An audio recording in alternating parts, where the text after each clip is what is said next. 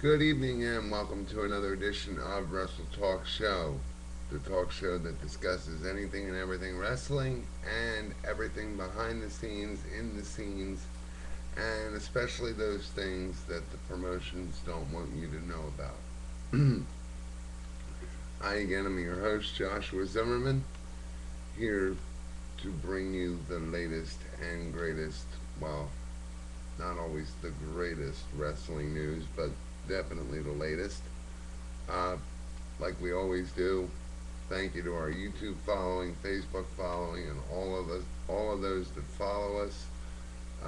You'll notice on WrestleTalkShow.webs.com it is now a completely ad-free website. It's been that way since the 29th, and we're proud to say that over the next couple of weeks, proud to announce that over the next couple of weeks we'll be getting material, a members only site that for so much a month can gain access to even more material, exclusive material than the free site allows. But we're bound to come up with some new ideas and some great things for you. So be sure to check it out regularly. Getting one rating out of the way, last uh, October 29th, Friday Night SmackDown scored a 1.80 on Sci-Fi. They were, like I said, they're always shooting for the platform seems to be set at 2. So I guess they average these out every month. But I would say just looking at this, 1.80, not 2, but not drastically far away from 2 either. So not so bad. Maybe picking up a little steam. Whereas last week it was tied for the lowest rated show, and it tied with again a show on Sci-Fi. I don't know if that says anything. Everything outside of wrestling I see on Sci-Fi seems a little far-fetched, but I'm not into Sci-Fi, so maybe I'm not supposed to get it. Um, Bill Goldberg announces he'd like to wrestle one more match, more or less to show his son how it's done and what Daddy used to do. There's really nothing wrong with it. Right now, it seems to be a question of what promotion would take him for a one-time only show or matchup, and what brand is going to shell out the kind of money that Bill Goldberg asks for.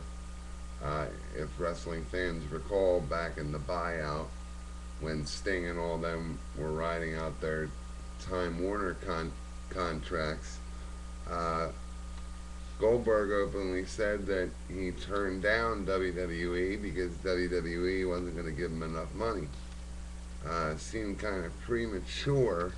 Now that we know what they did with the wrestlers, ended up doing with the wrestlers over what some would call a long, what most would call a short period of time, is phasing them all out. But most of these guys were happy. The initial response from the buyout was at least these guys were happy because at least they had somewhere else to wrestle.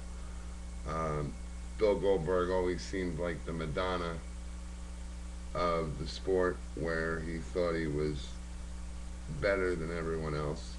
And he's a good wrestler, but certainly not better than most, especially now. He's been out of the ring for how long, and he wants one more match. It would definitely, the idea was thrown around, maybe use him to solidify Undertaker's streak again. This way he gets his final match and Undertaker gets his streak. But if Vince wasn't willing to pay the money then, what makes you think he's going to pay it now?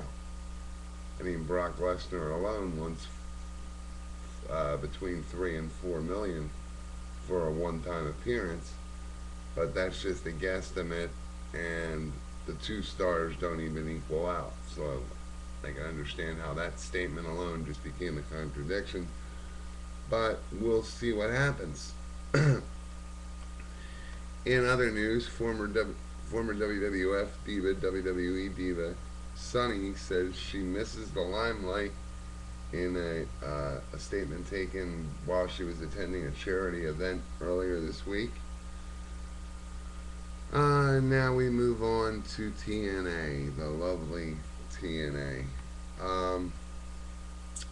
Couple matches have been announced for the card next Sunday, and I was right. It is November 7th on pay-per-view. Uh, Jeff Hardy versus Mr. Anderson for the TNA title. Motor City Machine Guns versus Team 3D for the tag titles. Wait a minute, didn't those guys retire? Moving on. Jay Lethal versus Robbie E for the X Division title. EV2 versus Fortune. Stipulation in this match is one member of the losing team will be fired, and so the knockouts slash divas don't get ignored. It'll be Mickey James versus Tara.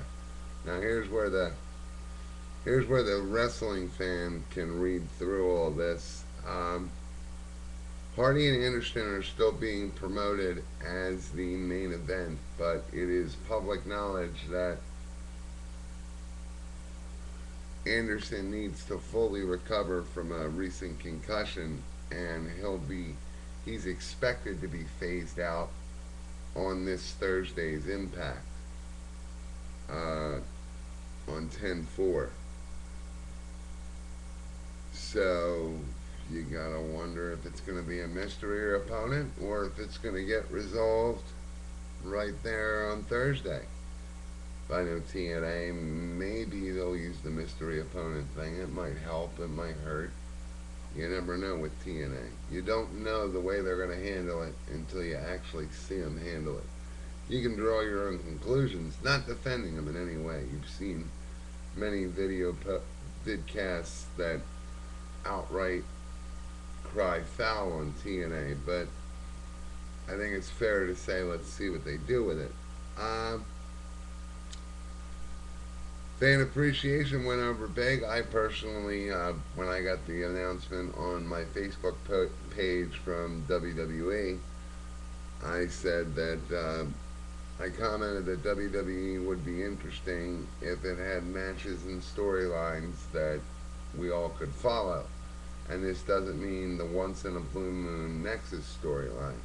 This means taking what you do seriously. You are in the business, emphasis on business, of professional wrestling.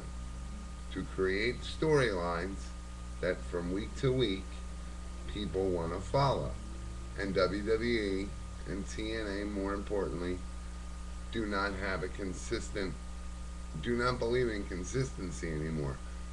WWE, I don't know what it is. They think they're too big. TNA thinks they need to copy off of the bigger guys, but in a sense, they're not really copying if the end result is the same boring, go nowhere product. Anyway, a little bit of details about fan appreciation kind of highlighted it. Triple H returns. Vince McMahon makes the opening speech and thanks the WWE Universe and says no one has greater fans as World Wrestling Entertainment does, and that it's all about you guys. Surprise how one day out of the year it's all about you. 364 days out of the year it's all about Vince and what Vince McMahon wants. So you read between the lines on that one. Cena, who was not expected to be there, I should have known this was coming as soon as they said John Cena was off for this. Being pulled like The Undertaker was and being off are two different things. It leaves the door open for him to bring him back in and say, ooh. He makes a surprise visit and challenges Kane. Now, whether or not that was for the title, we're finding out, and we'll have that information Monday or Tuesday when we report the ratings for the week like we usually do. Moving on to the featured segment, I guess we'll call it. He deserves it. Former indie star, now WWE rising superstar Daniel Bryan seems to be getting a big push from WWE. He had 12 minutes of time on Raw, 13 minutes on SmackDown. And outside of that dance number a couple weeks ago where we all cringed and wondered what next week held for him, he's putting on some good matches. I mean, I won't lie, Friday night I watched that match from beginning to end, regardless of the fact that it was with Dolph Ziggler. And it was a good match. I mean, Vicky Guerrero got involved. And by the way, Vicky Guerrero dressed up as a cat. At first, I didn't even recognize that it was a Halloween costume. I thought it was just a bad wardrobe choice. But, yeah, moving right along. That kick at the end, the ref was distracted, and then it's like a super kick to the head of Dolph Ziggler by Bryant, and he was out cold. I mean, this match, his matches are technical, and it's what we're missing in wrestling. Dare I say it, we haven't seen it to this level since Chris Benoit. And you gotta wonder how much they're gonna do, because let's just evaluate this. Before SummerSlam and they got into the jam they were in where they needed a seventh member, aka they realized what kind of a talent they let go back to the independents with no care in the world. WWE was ready to write them off. I mean, I want to say that if it wasn't for SmackDown, aka the fan reaction, telling WWE that they were letting go of an asset, and then they got to see how much of an asset he actually could be and how he is a team player. I don't know, if I were Daniel Bryan, I would have snubbed my nose at WWE and said the independents haven't treated me like this. The independents recognized my ability. They didn't call it mediocre, more or less, and then send me on my way. And then when they do a little more research and get some feedback from some fans, oh, we changed our mind. You're the best. I'd consider that more insulting. I wouldn't have went back, regardless of the money.